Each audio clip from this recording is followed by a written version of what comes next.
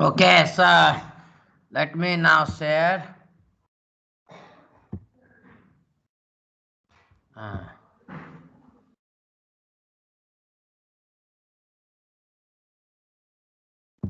you able to see? Yes, sir. Yes, sir. Okay, so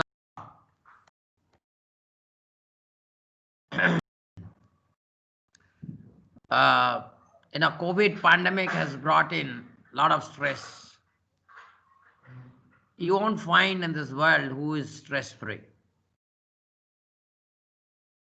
As a teacher, you are stressed with your workload. As parents, you become stressed with the nourishment and the process of bringing up your kids. The politicians are stressed up. I don't think that there is someone who can say that I am not stressed. Because this material world is full of stress.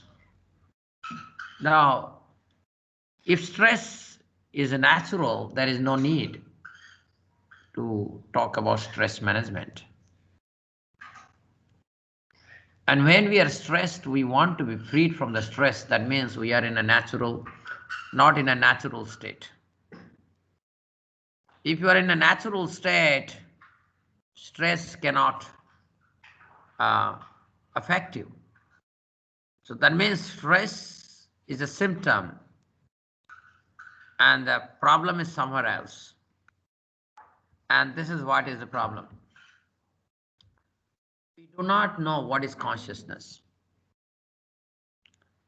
If we go to Bhagavad-Gita and many other literature, The seers of truth have already talked about consciousness, that which exists always, that which is immutable, immovable, indestructible, unburnt, uncut, unweighed. Consciousness is that which is freed from ignorance, always situated in knowledge and transcendental joy. So you can see there is a substance that is beyond stress. Stress cannot affect it. And there is a substance that cannot be burnt, that cannot be cut, that cannot be moved, that cannot be mutated, that cannot be destroyed. So obviously, consciousness is that which has no property that is observable in physical realm. Our mundane experience cannot imagine or contemplate on that which is beyond mundanity. That is why consciousness is something that must be pursued, not from a platform of ascendance, but the platform of descendance. Because this knowledge comes by grace and by one's qualification. If one doesn't have qualification, one can never ever embrace the subject matter of consciousness. So unfortunately, here all of you who are attending in this, I'm pretty sure hardly any one of you probably have ever contemplated consciousness. You see, if there is a table, the table, you hit it with a big 1,000-ton hammer, it has no stress. You can burn it, it has no stress. You can cut it, it has no stress. So that which is jad, that which is inert, certainly cannot have stress, because it's completely, by definition of Vedanta, inert objects are that which are form of ignorance. So in ignorance, of course, you will never have the so-called stress. That which is ignorant cannot be affected by stress or any anomalies that we see in this world. For example, lust, greed, anger, envy, pride, illusion cannot affect. Now go to the other part, any living organism, particularly human being. So if you give even one slap, causes a lot of stress. Somebody simply humiliates, you feel the pinch. You want to react. So there is complete inert. There is a substance called completely inert, which is form of ignorance. And there is another thing, living matter. And this living matter is going through this stress of being divorced, stress of losing money in a business or entrepreneurship endeavor, and so forth. Stress is variegated. And then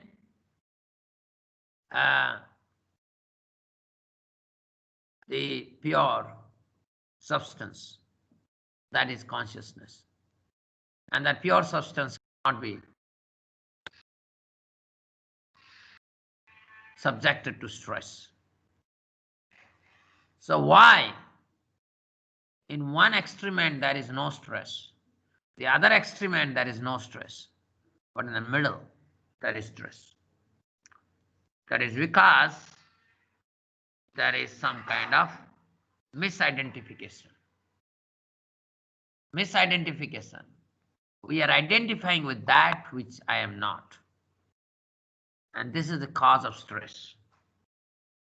And in Bhagavad Gita, this is spoken very elaborately. All Vedantic literature, they speak about it. And of course, the other traditions all over the world, they have talked about it. Now, because you are all scientists, engineers, let me talk to you. The other day I showed you this one. This has replaced humans. This has replaced humans in warehouse, whether it is Amazon, Alibaba, and so forth. This kind of robots also, they can interact with humans in an equal footing. So the question here is, some years back, Steve Hawking is no more there, and he had raised concern machines going to be a danger for the world. With all respect to Steve Hawking, I can say that these machines are not humans. I have explained this also. For example, we had 9/11 attack on America, 26/11 attack on Mumbai, and these attacks shook the psyche of the entire world. And suppose we have such AI machines and terrorists come and they gun down, will they yield same level of commotion? No. In Mumbai terror attack or America, nobody had commotion because Taj was burnt, Taj was in flame, or World Trade Center were destroyed. No. Commotion was there because people were killed. So, example, Columbia Space Shuttle disaster. All of you know that Kalpana Chawla, one of the Indians, one Indian was also part of this expedition, space expedition. And Columbia disaster happened in 2003. I don't think anybody mourned for the space shuttle, but for 7 astronauts. But unfortunately, we teach our kids that we are sophisticated machine. We are, this is people like you, me. We teach, and we proudly teach. There was a primordial soup, and primordial soup, all these chemical elements, first of all, nobody knows from where these chemical elements came, but somehow these chemical elements started interacting with each other. And then the simpler organism, they manifest from simple being.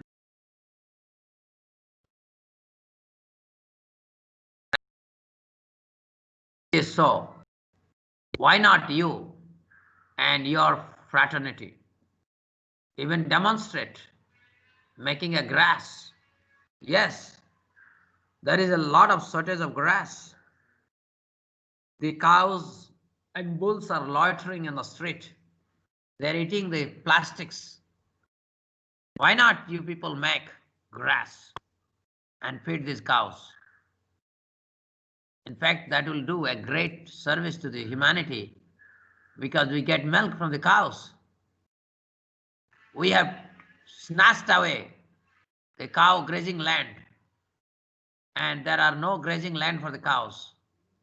They are loitering on the street. Why not? Why not you make grass and feed these innocent animals? Their rights have been snatched away by lusty and greedy and stupid human society. I'm using very strong words because this is the situation now. We feel the stress when we are subjected to. Why don't you feel the stress when our poor animals are subjected to? We have destroyed our rivers. We have destroyed our jungles. We have destroyed our ecosystem. We so-called arrogant and so-called advanced human being, we have destroyed. We don't feel the stress of theirs, and we are very eager to feel our own stress and tell to people that do take a session on stress management. This is the irony of this world. So BG compels us to contemplate what we are. Bhagavad-Gita compels us to contemplate what we are. So, why do we mourn for the dead? You see, there is Alexander the Great. He died only at the age of 32. Alexander the Great, he was on a mission to conquer the world. One empire after another empire is falling trap to his valor, to his heroism. It is said that the great Alexander was only sleeping 2 minutes, for 2 minutes every day. Can any one of you manage a sleep of only 2 minutes? Here is a hero who was conquering the world from one empire after another empire and was managing with only 2 minutes sleep. And that sleep also he was taking on the horseback. On a horseback he was taking that sleep, only 2 minutes sleep. Dear friends, but he has to die. And not only he has to die, he died in a very early age, 32. So the idea here is, what is death? If everything is chemicals, why do you mourn? For whom you mourn? If we destroy AI machines, or even sometimes you might have seen bulldozers are coming based on the order of the municipality and destroys the illegal constructions. I don't think anybody cries there. People feel very happy. People feel very happy. Nobody will become happy if a person dies. Nobody will become happy when a person dies. So what is this death? So here it is. Because you are engineers and scientists, let me give you a little bit of idea. Living organism and machine. Living organism, all form of living organism, including human. We experience hunger, fear, sleep, sexual desire. No AI machine as of now has these properties. I can guarantee you, even in your lifetime, you will not find an AI machine that can have this property. All living organism has the capability of self-replication. There is a seed, from seed to tree, from tree again seed. A human, then child, then more offspring. So self-replication is embedded into living organism. And still we have the audacity to say that we are simply combination of chemicals, chemical elements. All living organism, whether it is microbes that eat the soil, the bees that increase in pollination, to birds, animals, humans, all of us, we have some amount of creativity, whereas no creativity in AI machine. AI machines are all hard programmed. Researchers, they write down the algorithm. Researchers, they make a framework of an architecture. The whole program is written by another researcher and finally hard-coded into the machine onboard computer.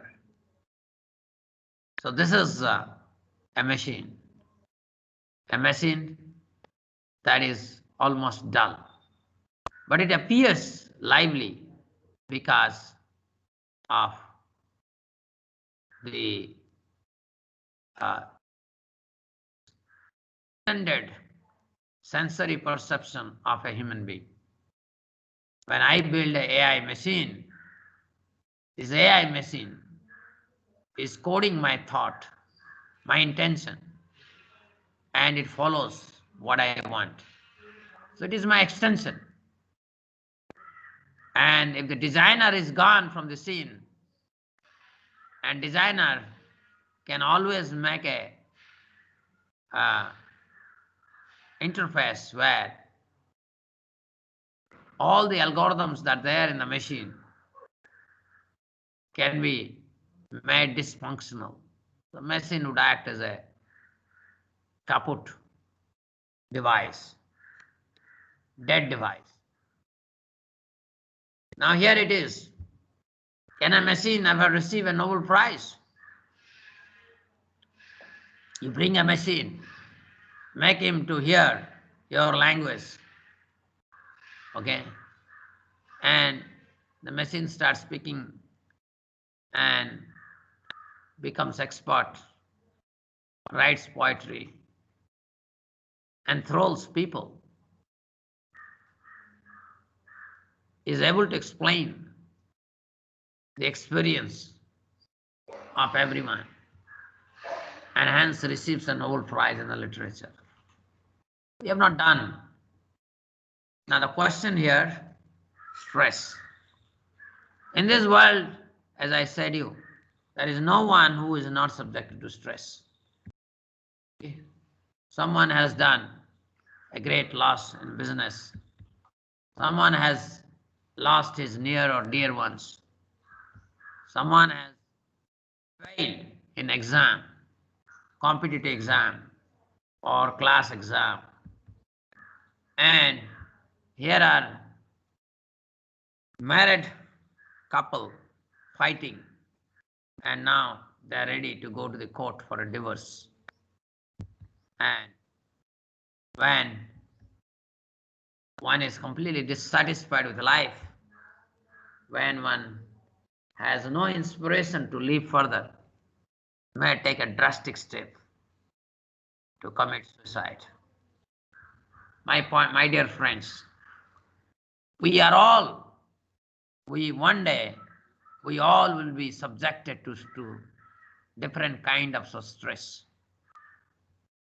But when we are in ignorance, we cannot alleviate stress. Stress is my ignorance. When I'm in knowledge, there will be no stress. Simple common sense.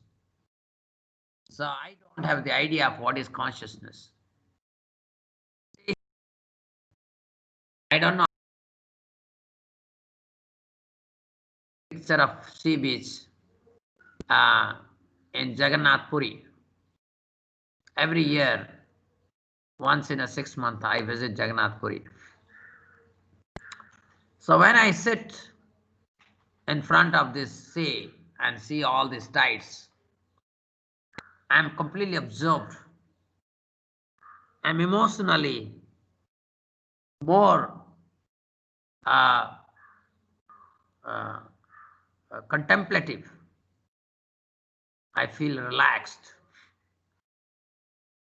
Now if you see this scene of tides coming, now what science would do?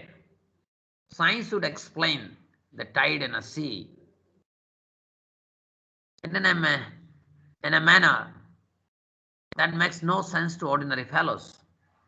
Although this is so-called science. Science would say there are air particles, air is blowing over the water, and it's air particles having some momentum. When the air particles, they come in touch with the water molecules, there is exchange of momentum, and because of that, there is tide. Wow, wow, wow, wow, wow. What a fun stupid, most explanation one can have. Your so-called explanation cannot make a person distressed. If you are in stress, you go walk along the sea beach, feel the vastness of the existence, feel your insignificant existence within that vastness. Immediately, your stress will go away. You will become contemplative. This is called consciousness. Whereas the so-called science has taken us from the very idea of consciousness to dull matter. The very scientific pursuit that is supposed to take us to the realm of joy has taken us to the realm of stress. By counting how many molecules interacting with the water molecules, I don't think you will become stress-free. But this is what it is. Consciousness is all about numbers according to science. But my dear friends, consciousness is an irreducible substance, a substance that is eternal existing. And that's what you are, me, and so forth. In Bhagavad-Gita 2.17, Lord Krishna tells Arjuna, that which pervades the entire body is known to be indestructible. No one is able to destroy that imperishable soul. This is consciousness. I experience myself through my pure consciousness. And beyond pure consciousness, I am suffering from polluted consciousness. That is based on I and mine, misidentification. Nothing in this world belongs to me, but I want to establish my proprietorship over everything. Everybody knows I was burned naked, and I leave. I'll be carried by 4 bamboo sticks to the Vairav Ghat to be burnt. That's it. I carry nothing with me. But in the middle, I try to establish my supremacy. This is very, very unfortunate thing. In 2.70, Krishna is saying, a person who is not disturbed by the incessant flow of desires that enter like rivers into the ocean, which is ever being filled but is always still, can alone achieve peace, not the man who strives to satisfy such desires. Dear friends, kindly contemplate your false nature and your pure nature. In your pure nature, there is no stress. In your false nature, there is enough stress. This is where I had shown you also previous talk. You started with one cell, gifted to you by your father and mother. And that one cell had all the information to make this cell to grow, both in terms of hardware and software. And that's how you are today. Somewhere you are a professor, somewhere you are a leader, somewhere you are successful businessman, and so forth. But you will be surprised to know Nobody can understand what is a cell. On cell, there are so many PhDs people have got. So many Nobel Prizes also have been awarded. But cell would remain always elusive. Because how do you understand a cell? You manufacture a microscope of magnifying power. Suppose you have a microscope of magnifying power of 10 to the power 8. You have one idea of the cell. When you make that magnifying power 10 to the power 18, then you will have another idea of the cell. Can there be a limit to such magnifying power of a microscope? No. Hence, simple logic, rational logic would let you know a cell can never be understood. I have quoted here one Nobel laureate, Sidney Brenner, who got Nobel Prize on 7th October 2002 for medicine or physiology. He studied a worm under a microscope.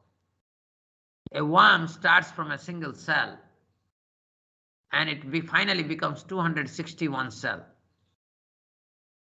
And this is less than a day in which it fertilizes and attains the complete self. So obviously researcher can study it. In fact, Sidney Brenner had a famous statement: to know self, thou should attempt to learn a worm. That was his very famous statement.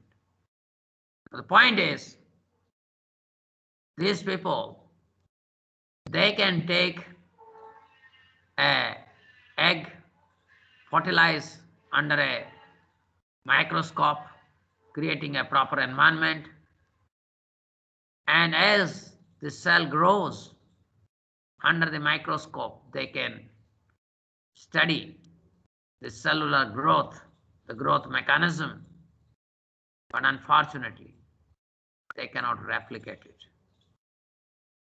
They can understand the process, and they cannot, of course, study a human cell, how it becomes a trillion cells. That's not possible.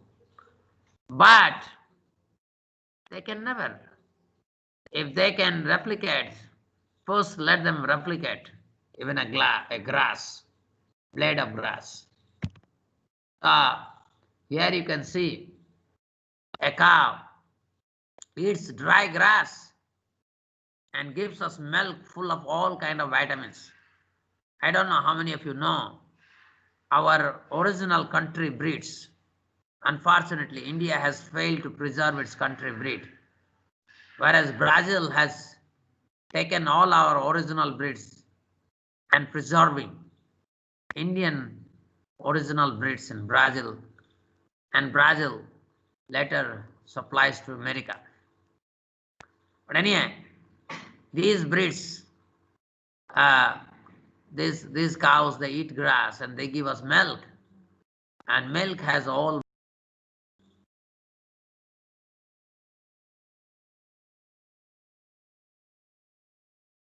came direct from the grass? No, because cow is not a machine. Cow is a conscious being with a specific body. You take out that consciousness, cow is like 5 elements: earth, water, air, fire, ether. So what is life? You can read one book by Erwin Schrödinger, who is a Nobel laureate in physics. He also wrote What is Life after going through some Upanishads. But it is not so easy to understand what is life, because you have to pursue life to understand life. You have to pursue consciousness to understand consciousness.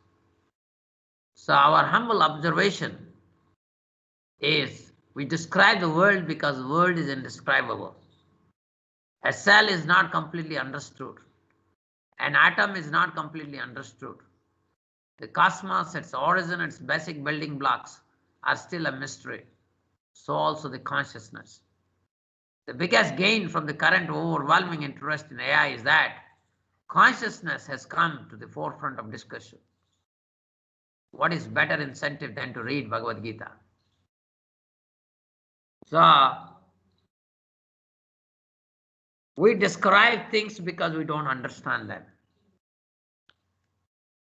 If we understand anything, we will not be describing. The world is such that nothing in this world can be described because we have not created it. We have not created as anything. Even an atom has not been created. So what to speak of? Yes, probably you can make a satellite and make it float in the space. But you can't make a satellite like Earth, Mars, Sun, and float it in Antariksha and the space. So, dear friends, we read everything. Every day morning when we get up, we look for newspaper. Whether it is Times of India or Hindustan Times or Indian Express, everything is junk. But we grab them, we drink it as we sip our tea. But how many of you get up early morning and take the Bhagavad Gita and start reading? None.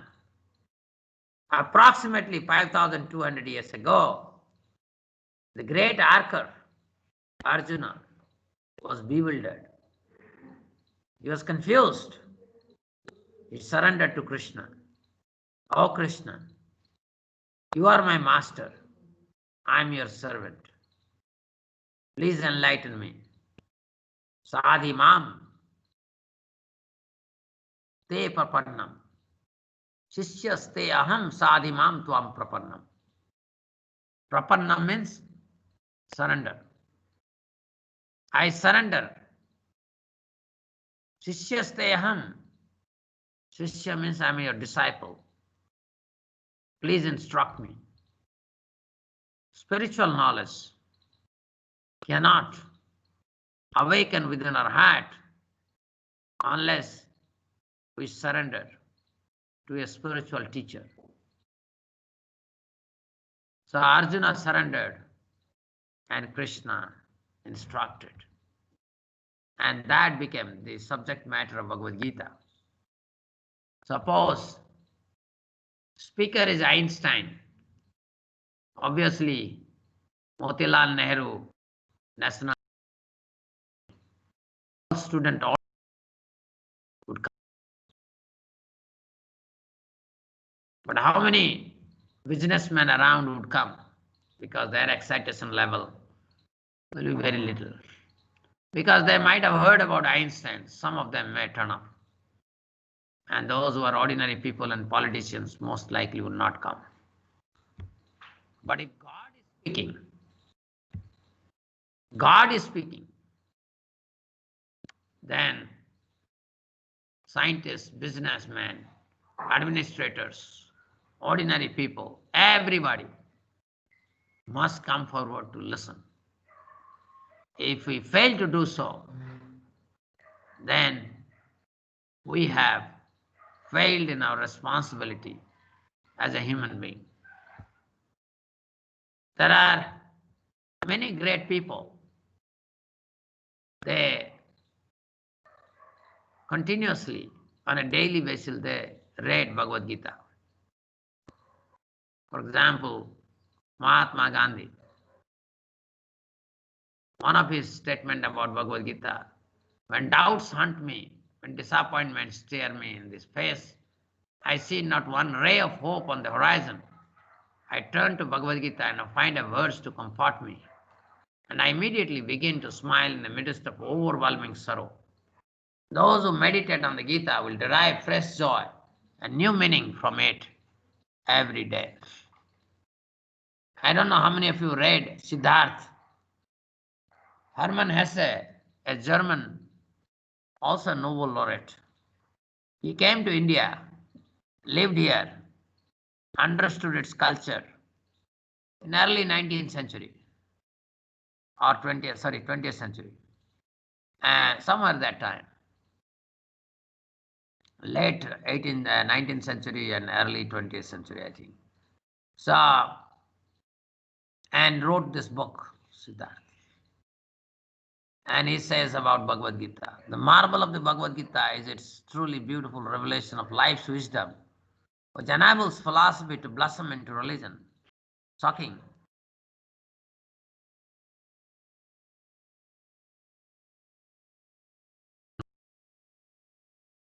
I saw Goethe, a German, in Germany. Goethe is the #1 literary person. And Goethe has translated Bhagavad Gita in Deutsch language, German language, in poetic form.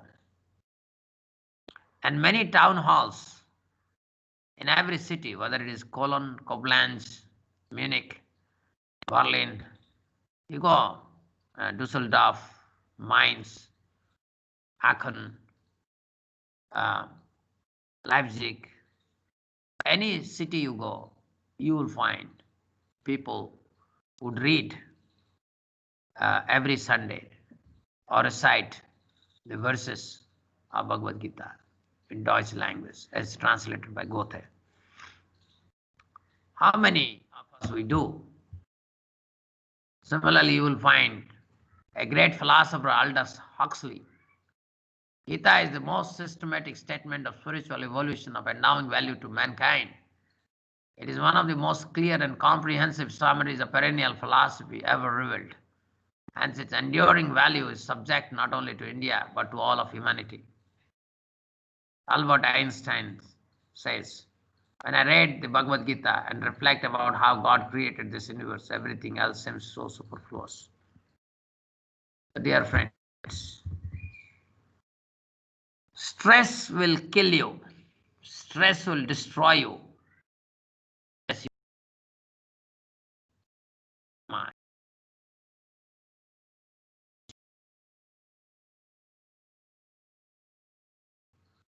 God exists. This kind of questions, if doesn't, a person without question is worse than an animal. A human being who doesn't have a question, then you are reduced to worse than, to the state or to a level worse than an animal. Unfortunately, as a society, because of varieties of reasons, whether it is so-called secularism or, so many, I don't want to enter into debate of that, but the questioning ability we have lost. So India has been converted to a nation without creativity. So we import everything from science, technology to spirituality also. We are supposed to give spirituality to a whole world. But along with spirituality, we import everything. We import everything. We export nothing. This is our calamity. There are 8.4 million species. All of you must know that you have taken trillions of births. Many trillions of births you have taken, and many trillions of births you are waiting for. You eat a chicken, chicken birth is waiting for you because you have to pay the price. You killed a chicken and you must take birth as a chicken and be killed. You plug a fruit from a tree, you become indebted. So you have to become a tree and pay a debt. So the idea here is that all our action in this world causes many reactions. And hence, we wander from plant species to aquatics to insects, reptiles, birds, animals, and human beings. And we don't become human. We don't take a human birth again and again. Once you get a human birth, if you didn't start asking questions that is pertinent to a human life, then that body, that apartment is snatched away. You will be thrown into the species like animals, birds, insects. Yes, your engineering degree, your science degree will not help you for certain, nor your position as a professor will not help you. Have you inquired about the spirit and matter, the goal of human life? Because human life is very rare. You are now sitting in one of your chambers, maybe in office, maybe in your house. Ask yourself, how many human beings are there? You can count. Maybe you, your family members. But how many living entities are there around you? They are unlimited. The mosquitoes, the lizards, the cockroaches, the microbes, their numbers are unlimited. So dear friends, let's not waste our human life. So stress will be gone when we have Bhagavad-Gita with us. What is the spirit? How can you learn Bhagavad-Gita? First is, in Bhagavad-Gita, everybody knows speaker is Krishna, and he is speaking to Arjuna in the battlefield of Kurukshetra. But when it was compiled by great sage Vyasadeva, he never wrote Sri Krishna Vacha. He wrote Sri Bhagavan Vacha. Why did he write Bhagavan Vacha? Because Krishna is the absolute truth.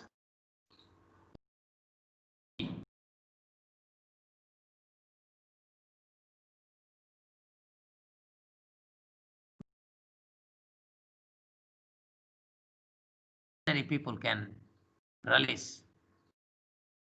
So that's why platform of neutrality is necessary to appreciate Bhagavad Gita.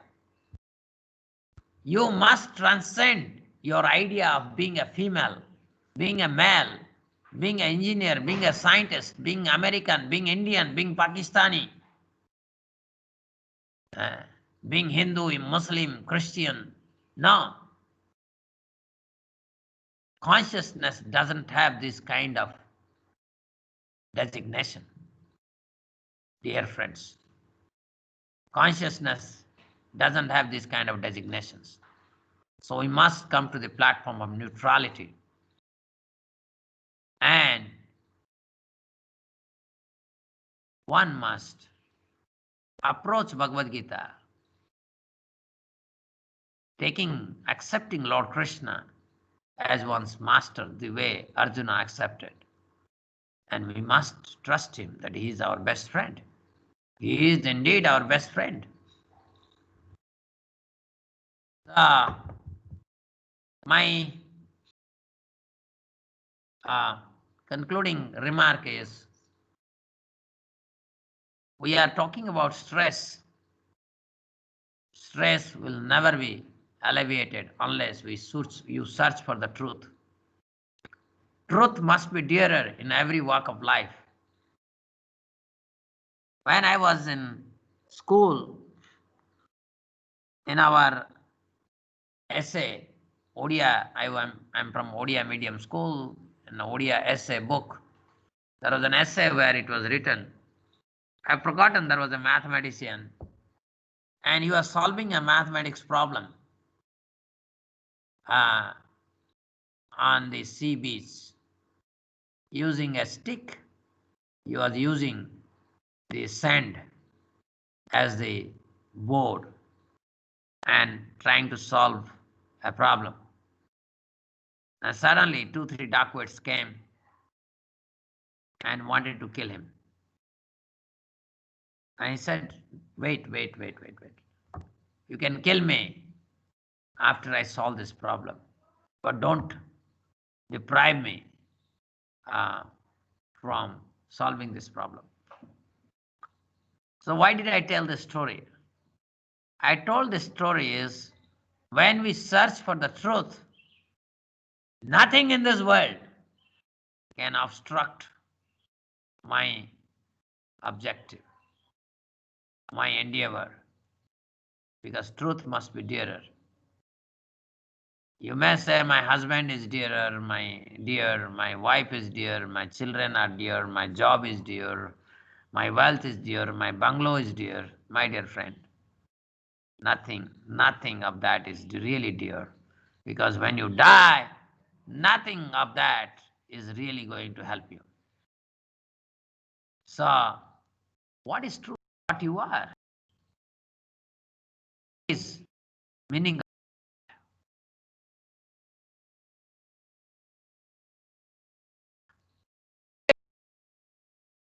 to lead a meaningful life.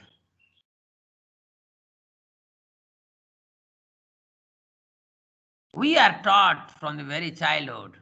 Somehow you become an engineer or a doctor, your life will be very blissful. That is what was told by our parents. And stupidly we accepted this. We are the biggest fools. We accepted that and we thought this is what would make us happy. No. The so-called engineering or doctor or anything can tell us the complete science of life. So stress will be there until you know the goal of human life.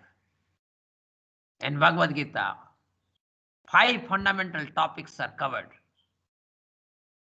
What is God in Tattva, in truth? What is Jiva, that is you, me, all living entities from plant, aquatic to bird, everyone. What is this Jiva Tattva? Kala, the time, that devours everything. Invincible. Time is so invincible. I remember 1989 when Berlin Wall was broken. I was in MNNIT Rourkela. Along with my friends, we danced that night, celebrated because Berlin Wall was broken. Who knew?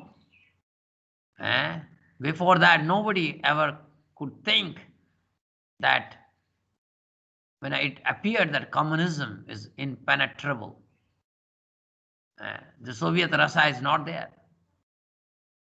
Think about British Empire. Once upon a time, the Britishers used to declare that sun never sets in our kingdom because it was all pervasive. Where is now that British Empire? Small UK, it is smaller than Uttar Pradesh now. And that also is about to be divided into many other countries. So there are so many stress there. So time, my dear friend, when time comes, I have to also say goodbye to this world. Nobody can stop it. Nobody. Prakriti, the modes of material nature, mode of goodness, mode of passion, mode of ignorance. In a mode of ignorance, you start eating meat, you drink alcohol, you enjoy an illicit sex, you do cheating. In mode of passion, you ruthlessly exploit others. You are filled with greed, lust. Greed and lust and anger drives you when you are in mode of passion, and mode of goodness makes you to ask questions. Who am I? Why? Life is not a straight line. Like that, you start asking questions. You are not interested in stupid questions. How much is the price of a kg of potato or a kg of tomato, and so forth. And obviously, the most important topic also in Bhagavad-Gita is karma. Karma, one category of karma is that destroys us, binds us to this world. And then there is karma that can make us can liberate us. So all these things are there only in 700 verses. I run a Vrindavan Gurukul. They are small kids, 7-year-old, 8-year-old, 10-year-old. They have memorized entire 700 verses of Bhagavad Gita. And my job is done because they know Bhagavad Gita. At some point of time, when life teaches them something, they will come back to those verses, reflect upon it, contemplate upon it, and they will derive lessons. To embrace from sinful association, then only you will become free from stress. If you remain in the three modes of material nature, you will be suffering from stress all the time. Sinful association. Nowadays, teachers, they openly smoke in front of their students. First of all, a teacher should not smoke. A teacher should not drink alcohol. A teacher should not eat meat. How can you say you are a teacher when you do all this sinful activity? Don't feel offended if this is little unpalatable. But I have no problem in speaking the truth. And you can debate with me if I am wrong. You are most welcome. A balanced growth in the science of both matter and spirit is necessary for building a harmonious society. Vasudhaiva Kutumbakam.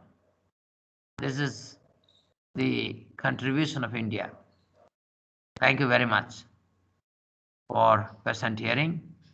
Now it is open. I hope that you will ask some questions, not like when I spoke on visual control of robot.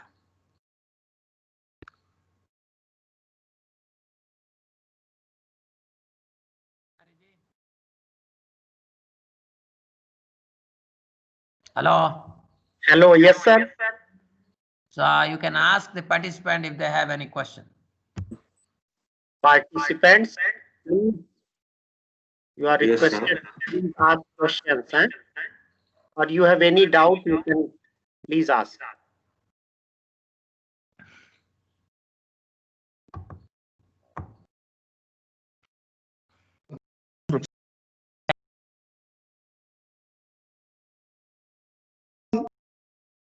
This has become part of the entire society nowadays. Yeah. I won't take all these things, but how we can stop these things? Actually, it is spoiling the entire society. Sir, first you become the change. Okay. First you become the change before you can bring the change around you. No, I am not taking all these things. No, but that's what I'm saying. Yes, you must follow. Yeah. And last 30 years I'm working among the youth. Great, sir. And they have changed their lifestyle. Yes, true only. Yeah. We must reform the society. We cannot allow reforming the society to cats and dogs. Cats and dogs cannot reform the human society. You and me, we have to take the mantle to reform the society. I was in this COVID pandemic. My two daughters were stranded in Visakhapatnam, and I didn't have opportunity to bring them because suddenly they declared the lockdown has started, no train, no flight. So after May, I think the second or third lockdown. So I took the government order, what is that called? DM order, and took a taxi from Kanpur to Visakhapatnam and brought my children. And I saw when I reached Visakhapatnam, there are huge queue. And I asked people why these queues are there. And then they told me, my friend there told me, they're waiting for the liquor. And he was telling, the meat consumption has increased, liquor consumption has increased. And we say this is a human society. A society that cannot ask pertinent question. A society that doesn't know what is life, what is spirit. What kind of society is? It's an animal society. Animals, they live in eating, mating, sleeping, and defending. Ahara, bhaya, nidra, maithuna. This is what animals do. So if humans are degraded as animals, there is no more. Animals don't create a civilization. So if we say that we have a civilization, where are humans? That is the question we need to ask. So we have the responsibility to build human, to nurture our children, nurture our students on the right path. And we should have complete trust and faith in Krishna that the world would change one day for better.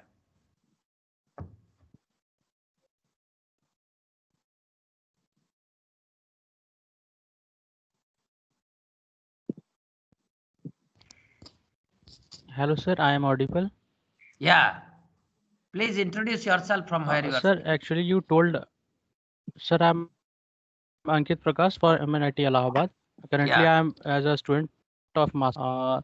Sir, my question is that you told about that the whole life is all about truth and some other thing. Then, if we are involved in some kind of sins or some other bad habits, so how to get rid of these things? Because I have seen some videos that try to this, but I want to hear some of the personal experiences or some other which you have watched closely, that how to get rid of these bad things. Like, Good question. You see, thank you, sir.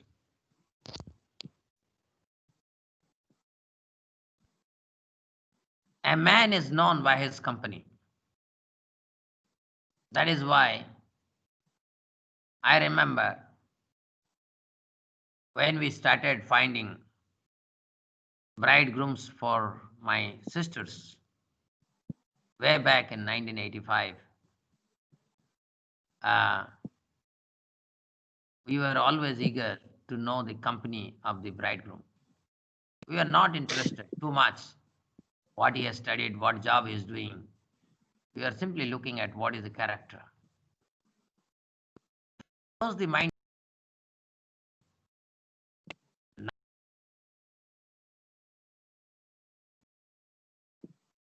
Point is, you want to know truth. You want to reform yourself, you must approach or associate with those who are searching for the truth.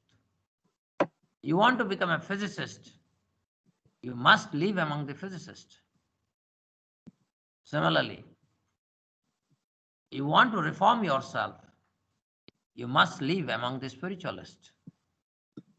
They are there. If in 1988, when I finished my undergraduate in MNNIT Rourkela, I was kind of a student leader.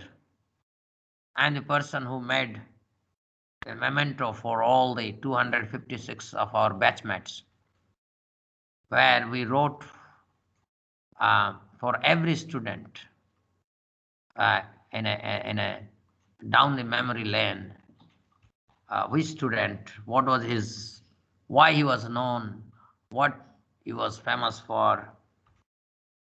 And after everybody left, I had a job, but I felt inside emptiness. I asked this question that one day, just like 256, I thought they're my friends, they have left now. So who's my real friend? That really transformed my life. And then I met one naturopathy doctor. He told me, you just first you become mode of goodness. And I followed his instruction and I ate salad, only salad, green salad for, he told 3 months. But I felt so happy. I continued for 1.5 years. And then I would get up early morning. Before 5 o'clock, I am fresh. I'll practice certain yogasana. I'll read every day Bhagavad-Gita because that was my natural inclination, because my father never failed to study Bhagavad-Gita every day. So certain culture was brought in my life from the very childhood. And that very process, slowly. Then I left, although after my graduation, I did my master's again in Araukala because I didn't want to join any job. And then I joined there as a teacher, lecturer, and then I shifted to IIT Delhi for my PhD because my supervisor was arranging a marriage for me. I realized that I'm searching for truth. Marriage is not the right time now. So I just fled from that place and came to Delhi. In Delhi, I thought that scientists are at least trustworthy. They are honest. But I found in IIT Delhi, every professor is envious of another professor. They're fighting with each other for the lab space, the students. And this completely puzzled me. And I said, this is all nonsense. I came to a wrong place. I joined Sadhva mission run by B.K. Tripathi. He's still running that session. And 1992, there was a Hindu-Muslim riot in December. And we used to travel Malaviya Nagar, Okla, places where minorities are in danger. And we used to work for 18 hours, 20 hours, taking toli. And I used to also teach in the slum. But unfortunately, I had the experience when we taught the kids in the slum, every Sunday we will go. We have to drag some new people because whom we taught today, in this Sunday, next Sunday, they will not be visible anywhere because they are afraid that we will come and catch them, and they are not interested to study because their association is not, this is our stupidity, that's what I'm telling. So we don't know actually how to restructure the society. And my emptiness increased after coming to Delhi. And finally, I met one professor who came from America, Professor Krishnan, and he came to my hostel in IIT Delhi, gave a lecture and said, I am organizing Bhagavad-Gita class in my house. And that is the change of my life. Once I studied Bhagavad-Gita under a proper teacher, I understood what is Bhagavad-Gita, and that changed my life, that changed my perspective. And that made me peaceful. So you need to study Bhagavad-Gita under a teacher. Tad viddhi pranipatena pariprasnana sevaya upadekshanti te jnanam jnaninam tattvadarshana. This is in 4th chapter of Bhagavad-Gita, 34th verse. Krishna is telling Arjuna, Tad viddhi pranipatena, to gain spiritual divine knowledge, You must go with a proper etiquette, not argumentative. Pranipata. Pranipata means offering proper respect. Pariprasnena.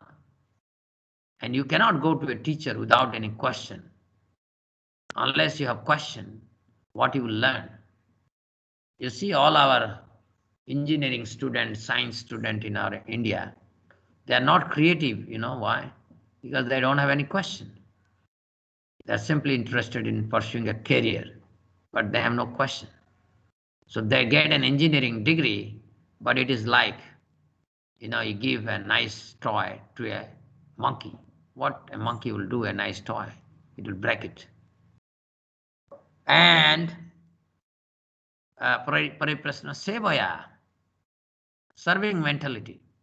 Once I met one doctor, Naroom. I don't know whether he's still there. He was an Ayurvedic doctor in Mumbai. He was actually an MBBS doctor and went to America to do MS. And there, while pursuing MS, he realized this is nonsense. This allopathy is nonsense. And because of certain reasoning, he realized, because they treat a human as simply a bag of chemicals. And that is how they manufacture all drugs. In COVID time, all the allopathy drugs that you would get is like a poison, most of them. So you have to be very careful when you take any medicine during the COVID time. But anyway, all allopathy medicines are like poison, slow poison. They puncture your body. And we have become victim. So he wanted to pursue Ayurveda. He came down to Mumbai, taking an address of a teacher, Ayurveda teacher. So he went to him and approached him and said, this is my credential. I want to pursue Ayurveda. And then he said, fine. Tomorrow you come, I will tell you what you to do. So next day early morning he reached. The teacher didn't give him in the audience. He sent a note saying that please engage this person in cleaning of the verandas and the precinct. And he did this for 2 months. And then he got another note that please clean the toilets. And he did that another 2-3 months. And then he got another note that go and make some pudiya. Pudiya, that Ayurveda, they have all this jadibooty, they make these packets. So there are powders and different things. So you have to make packets. So he was engaged in making those packets. And almost after a year, he gave his first lesson. Because, and if this is true with Ayurveda, what to speak of Bhagavad-Gita? So my dear friend, it's anybody who knows divinity. Divinity cannot be accessed by any mundane approach. One has to be very, very careful. So it is simply grace of Guru and Krishna, by which, yes, we must have endeavored, but without grace of Guru and Krishna, we cannot embrace the divinity. Those who embrace the divinity, not only their life is transformed, they have the capacity to transform as many lives possible. I hope I gave you some answer. Thank you. Any other question?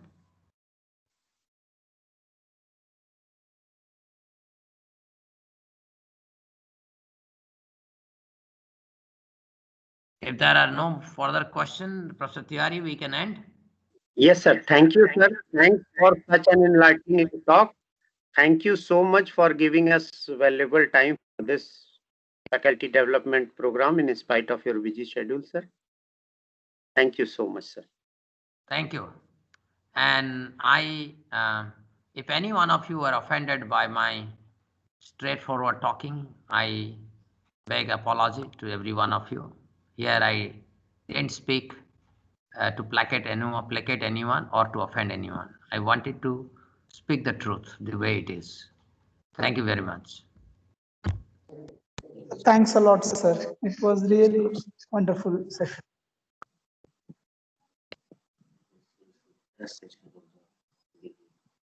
Thank you, sir.